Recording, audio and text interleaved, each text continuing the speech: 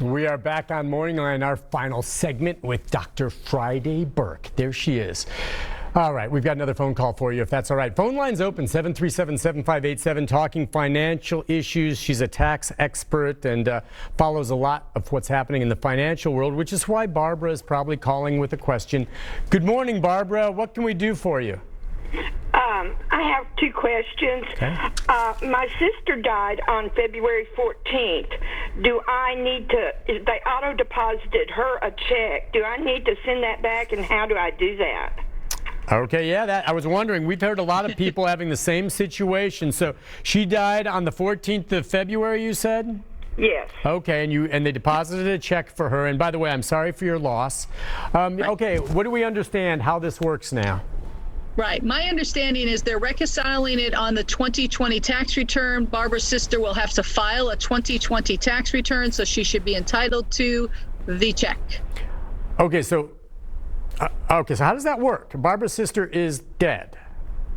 Right, but as you know, with the year in which you pass away, the person, whoever handles your estate, should file a final tax return, which closes off your Social Security number. Which also, if there's a refund, she probably worked or she had retirement for the first month or two. There was possibly an RMD, so there would be income that she may have made that needs to be reported, taxes paid, and or she has a refund because she had withholdings come out on some of that stuff. So there's issues that she needs to file her sister's final tax return. She would sign it as power of attorney or beneficiary or whatever she may be, or whoever is. If she has children, they may be the beneficiaries. Okay, so she needs to file by July 15th, right? No. This is 2020. 2020. So she needs to file for next year. For next year. So she's probably thinking, now what does this mean, Nick? So that just means, Barbara, as you just heard Dr. Friday say, that you need to go and file on behalf of your deceased sister, whatever, I don't know, maybe she'll receive some W-2s or tax forms, Right. for next year, Right. and file it. And as a result of this, I don't know if she'll make note of the fact that she received the stimulus payment. It's not something that she has to return, but it has to be part of included in the tax form, right? And that's where it goes from there. They're going to have us in 2020. There is going to be a place on the tax return that says, did you receive it and how much? So you will be reporting it. It's not taxable, but it is something that the government's going to be tracking, and she would then put that on the tax return for that purpose. Gotcha. So, yes. Gotcha. Well, that's good to know. I hope that helps you, Barbara. And let's go next to Ann. Ann, good morning, Ann. Yes. Hi, how can we help you? I'm trying to find out about my stimulus check. Still didn't get one yet, huh? No card either. Wow. Okay, so you're waiting for your stimulus check. Do you collect Social Security or anything like that? Yes, I do. Okay, and so you're in the system. Dependent? Are you a dependent? Does someone claim you on their taxes? Do you know? No. Okay, so you're a senior citizen. You collect your Social Security. And Yes. and normally is your money direct deposited into your bank account with Social Security? Yes, it is. Okay. What do you think, Dr. Friday? I think two things. One, she may need to double check just to make sure it did not go in. I'm not questioning it, but we have found a couple people, they didn't realize it had been deposited into their account. Second would be, I would say you're still on the list. That there's nothing. I mean, there is an 855 number. Nick, I think you have it there that you might be able to give her. I don't know if you have it there or not. Yeah, I'll see if we can get that in the back there.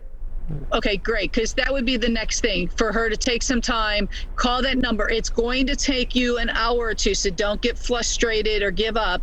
Just stay on the line, watch a movie, whatever, do something. And then once they come on the line, they would be able to tell you, I'm going to make a wild guess, you don't have back child support.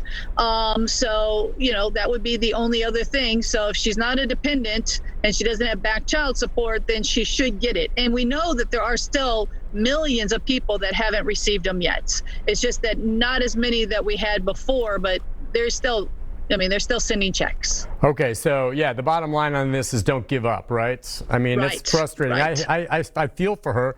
At least that money, you too. a lot of people already received their stimulus check. That money's been spent. She's got some coming to it's her, which will helpful. be nice, but I hope she gets it soon. I hope she gets it soon. Let's go next to John. John, good morning, John. Are you there, John? Hello? Hello, John. Go ahead, buddy. Yes, sir. Yeah. I live in a very rural area. I'm 62 years of age. I do not draw Social Security. I have no income at all. I haven't filed taxes in probably decades because what income Not I had required. was always below the legal minimum. I'm wondering if I even qualify for a stimulus check. Honestly, you do. You would be one of those individuals, though, that would need to go to the IRS website and file as a non-filer. You know, he would have to do the non-filing. He'd have to do, which means, what do you do in that circumstance? You have to go. Go to irs.gov, Right. click on where's my stimulus, and then there's two choices, where it is or non-filer. He click on non-filer and fill in the information because the IRS doesn't really know about him. Gotcha. All right. That's what happens. But I think you're right. I think he probably would qualify for one. There's still time for him to do that, right? Yes, yes. I mean, you have time. Go ahead. Get on. Go. You'll have to go to irs.gov. If you don't have a computer, and I know there are seniors out there that don't and are not savvy with it, you got to find someone who does have one, or go to the libraries now that many of them are beginning to open up, and someone can help you on the computers they have there. Get on non-file, register, Great. get in the system. It's worth it because Right. you're going to get yourself a $1,200 check. Right. Ah, that's how it stands. I think you should go for it, John. Let's go next to Becky. Becky, good morning. Hi, Becky. Hi. I have a question about the RMDs. My sister has to take those, and I told her this year, since she doesn't have to take it, that she should take part of it, not necessarily the full RMD that she was supposed to take, but roll it over into a Roth. Can she do that? She cannot because she has no earnings. Unless she works another job, but I'm assuming if she's on RMD, she is not working a full-time job or a job that. She can't convert it, I mean? She No. can't convert it, right? Correct. You can't convert. You cannot contribute to a Roth or an IRA without earnings, without an ordinary income. Yeah, I guess you have to have cannot do ordinary it. income. So she's not working. She doesn't have any income right now, correct? Right. Yeah. So under the guidelines, yeah, she would not be able to do that. Okay. Thank you. Thank you for your call. Thanks. We just have a minute or two left. Any parting shots on things that people may need to take into account if they have not yet filed their taxes? There's still plenty of time. But anything that's changed, differences along those lines that people should be aware of? Not so much Okay. as I think mainly more that people really do need to go ahead and get those taxes prepared and filed. It's amazing. A lot of people are using the same window. I mean, procrastination is obviously in all of us. I will tell you that the last 2 weeks of July, or the first 2 weeks of July, are going to be crazy, just like the ones in April usually are for me. People are all coming in. So if you can get it done early, you can send the payment out on the 15th. So it's not something, and don't forget, if for some reason you can't file your taxes, because I have clients that don't, make sure you file an extension. Extensions are still available through October, but you have to file it before July 15th. And when you do file extensions, you know, you can legally get that and it'll extend the time it takes for you to file, but you will be paying interest on it, correct?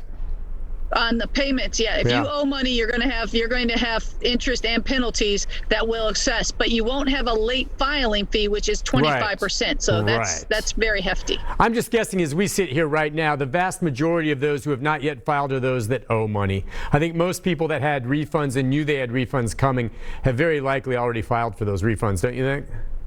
I think so, but I've had a lot of people that haven't filed for 2 or 3 years that have come into my office this year. So it's kind of exciting to get them back up to date. Okay. Is exciting the word? I'm excited. That's right. Sorry. You are in the right field, Dr. Friday. You do know your stuff and you enjoy it, and you enjoy helping people. Listen, thanks for joining us and taking time out of your morning. I'll be seeing you soon, and you take care of yourself, all right? Thanks. Thanks Appreciate so you. much, Dr. Friday Burke, and appreciate the phone calls. Hope she helped some of you folks. Listen, we're going to take a break. I'll be right back with a programming note right after this.